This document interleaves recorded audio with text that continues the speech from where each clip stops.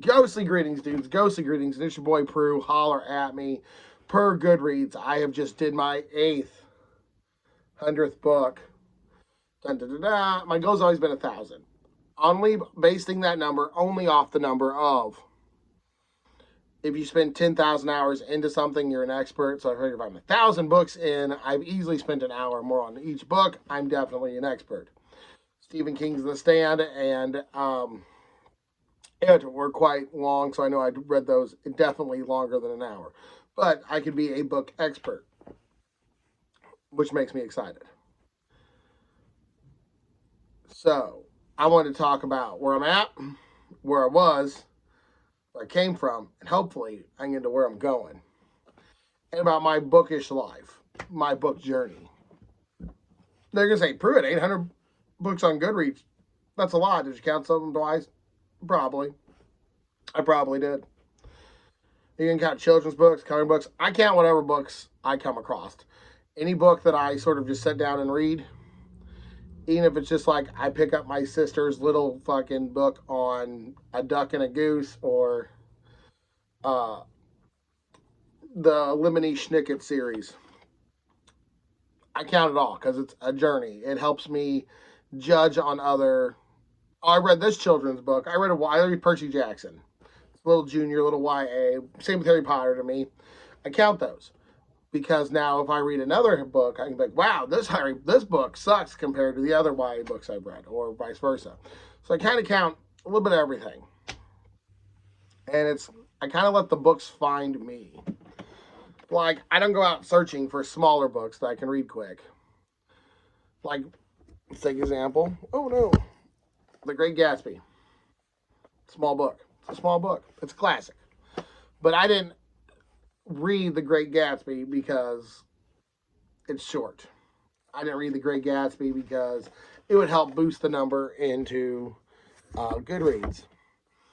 I read The Great Gatsby because I wanted to experience a timeless classic. The same thing with like Sacrament. This is one of my favorite books of all time. I love this trilogy to death. I won this from Brad. Steve Stred. We talked a little bit after I read it, and he seems like a really cool dude, really into metal. So I like metal music. Also, I read stuff like here we go, Dune. This is a chunker. I could have not read Dune because it's large. I could have not read Dune because of the old-timey, pulpy sci-fi, the classic, in my opinion, one of the greatest sci-fis ever written. I let the books find me, and I let the books go where we want to go. I sort of Yu-Gi-Oh! Trusted the heart of the cards, and so just trust the universe. Has it always led me right? No. Will it always lead me right? Absolutely not. But I came up with a pretty cool bookish life. Fell in love with King. Like King says, give him to him young and he'll have him always. He definitely has. But let's talk about it. Where I came from. As a young kid, I was poor. I was dirt poor. We had no expendable income. None. Like, if it broke, it just stayed broke. We had my mom. I have three little sisters, and my father worked at a sawmill, and it was just we were poor. We were poor. So going outside, video games, the library, all that stuff. That was basically it.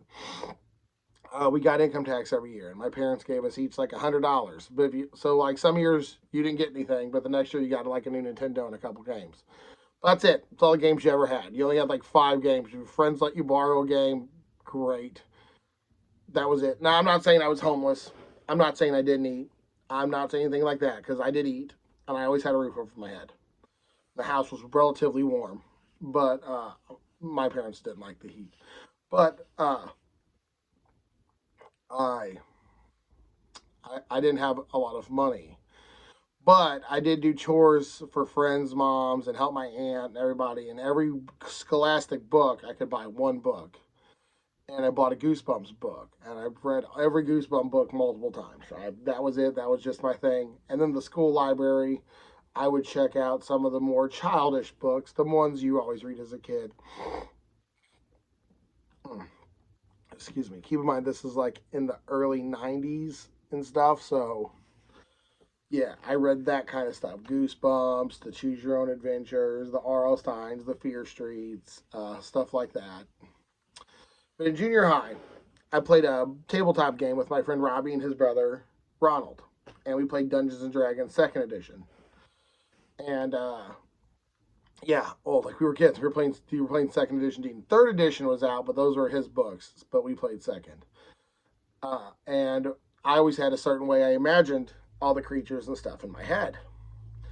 But one day, my friend Ben brings this paperback copy of The Hobbit, black, goes with the set, black, green, purple, red, for all the 4 books in the main Lord of the Rings books, The Hobbit plus The Lord of the Rings. And it was cool, but I was like, whoa, that's different than how I imagined halflings or hobbits in my head. So Ben was like, read it, and we talked about it. And when he got done, he just said, hey, take this home for a weekend or two and borrow it. Bring it back when you're done, and we'll talk about it. And I was like, fuck yeah. So I read The Hobbit, and it was cool to see someone else's interpretation of my interpretation of something. And it kind of helped focus me a little bit better into fantasy. Like in my head, trolls were always away, dwarves were always away. I'm like, what? Dwarves can have feelings? Dwarves aren't just axe wielding maniacs, murder hobos. So, yeah, I read The Hobbit, and that kind of is where I lost it. And then that put me down a fantasy only rabbit hole for like most of my child to college years. Wheel of Time, Shannara, Dragonlance, Raymond D. Fies the Wizards, Earthsea, all that stuff. And I read everything I could get. Any fantasy novel I could get. I went to my friend's house. I went to the library. Luckily for me, I had a few friends who had a lot of Wheel of Time. What was the other one that was big? My friend Miguel. Wheel of Time and Terry Goodkind's Sorcerers. I don't know. Confessors. The guy had the Sword of Truth. They were. I liked him more than. There's a guy on YouTube named Daniel Greenaway. The Wizard's First Rule series. I forget what it's called. But I read all of those. I really enjoyed those. And then Drizzt, all the D&D stuff with like Elminster and stuff. And then, of course, horror, Stephen King, Dean Koontz were always there. And then I quit reading around after I got into high school and went to college for a little bit. And then after college, I quit reading. I mean, I still kept like 1 or 2 books at the house that I would read like while I was pooping, but I didn't read. I basically just played like online video games. I played World of Warcraft, Unreal Tournament, EverQuest on my PlayStation 2, actually. And yeah, you could do that on the PS2. You had to buy it. It was the whole thing, but you could do it. Couldn't use the phone, but I had to buy a separate phone line. I just played EverQuest after work all day, every day. And then I met my wife, and then in about 2005, I bought a house. And up here where I live now, in a different house than the one I'm currently purchasing, the same town. And it absorbed all of my money. I was back to no exposable income. I was back to nothing. I worked 10 to 14 hours a day. Minimum 5 days a week, but honestly, most days I end up working like half a day on Saturday. And then I would do housework. So Sunday was my only day off. So Sunday, I was tired. I was beat. Mentally, physically, I was just beat.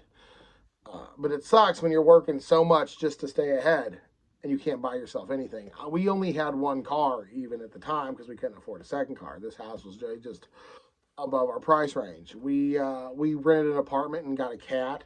The landlord found out we had a cat, and we thought we could have a cat. We could not, so we had to move. And in like a panic, we just took the first house we saw, and we just couldn't afford it. We just couldn't afford it. We were eating. There was one week we had $7 for groceries. We bought 3 things of ramen and some like lemonade, like packet lemonade, and that was it. Every day at lunch, I had a ring for ramen for lunch, and I had some ramen for dinner. And I was poor for about 2 years. But every Sunday, I would do all the housework in the morning, and then I'd walk, which was like a mile, to the library, and I would grab a book. And I started really enjoying that. I really got into, the librarian was named Nelson, and Nelson got me into some of the more classic Robert Heinlein sci-fi stuff, Neil Gaiman. I read a lot of Neil Gaiman. And then it got to the point where I was We only had the one car, so I either rode home with friends or rode with my wife. If I rode with my wife, I had her just drop me off at the library, and I would walk home, and I would either have the book in the car or have the book with me in my backpack. And I was getting to the point where I was almost doing a book a day. Yeah, I'm not lying. We didn't have cable, we didn't have internet, we had nothing. Whatever we had on DVD was what we watched, which my wife was thrilled. She can just rewatch Charm, she could rewatch all this shit over and over again.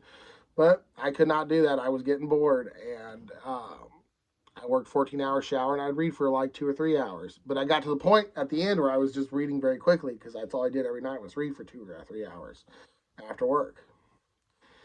And now I got my new house, and my job career has gotten better. It's still super stressful, but I'm financially it's a lot better. Our new house isn't as expensive as our old house, and I'm now purchasing books, buying books, and then we have internet and cable, and we have 2 cars, and it's a lot better. But where did I come from with books? I used books as a form of entertainment. I didn't have any money. The library was always like a safety net. I can always go to the library, check out some movies, browse on the internet for a little bit, and check out a book, Lord of the Flies, The Hunger Games, stuff like that. Then I could get into series, any longer series. So that's why I'm a bit of a series whore, because I could read all the Laurel K. Hamilton books, and there's like 30 something books in that series. So I could read, and they're only a couple hundred pages, like they're like Dresden Files. So I could read one in 2 or 3 days, go get the other one 2 or 3 days, and then I would get up there. And at the point I was checking, like I'm checking out book 5, I'm like, hey, if you guys don't have it, could you guys get book 6, please? And they ordered it from another library, and then we had to mail it in. I would come pick it up, and it was the point where I was doing that, and it was really cool. They got to know me at the library. It was really I was really finding my stride with series and then fantasy. And then fantasy led to urban fantasy. I've always had that little undercut for horror. I've always loved horror. I've always loved the Stephen Kings. But he was like the only horror author I knew. I didn't know any other horror authors. But then I started getting onto YouTube, and I started figuring out about Jack Ketchum. Richard Lamont's Beast House was something I read when I first got my house. I loved all 4 of those. Bentley Little, H.P. Lovecraft. Yeah, I didn't find the Lovecraft till much later on in life. My friend Adam introduced me to Lovecraft. Yeah, so that was pretty fucking gnarly. I was just looking at pictures of this Lovecraft. I'm like, Adam, this is fucking crazy. This is dark. I love it. What is it? And he's like, it's Lovecraft, bro. I'm like, what the fuck's that? And he's like, no, bro, it's Cthulhu. I'm like, I have no idea what Cthulhu was. We were playing he's like, yeah, we played a D&D game, a tabletop RPG called The Call of Cthulhu, and he had a book, Blood in the Macabre, and then I didn't know what it was, and now I consider myself one of the foremost experts on Lovecraftology. I love the complete works of H.P. Lovecraft. He's one of my favorite authors. I don't care if it hasn't held up to the test of time. His writing just literally everything, whatever I'm doing, I just get lost in that dark, twisted world of his, and I love the H.P. Lovecraft stuff. Like, beautiful to me, and Poe and stuff like that. So now that I found out some horror authors, so I'm like, holy shit, there's whole other worlds out there. And I just did all my life in books. I wouldn't work out. I wasn't doing good. But now, that was where I was. Now here's where I'm at. I'm a little series out. Everything I read was a series. I now prefer standalones. I still love horror. I don't love fantasy as much, I realized. I think I went through my fantasy kick as a kid. There's still a few, like Brandon Sanderson, Scott Lynch, stuff like that, Kings of the Wild, books like that I still absolutely love and adore. I'm not like, oh, fantasy sucks. But for me, it just doesn't hold that charm that it used to. The whimsical Mary that I had as a child, I've lost.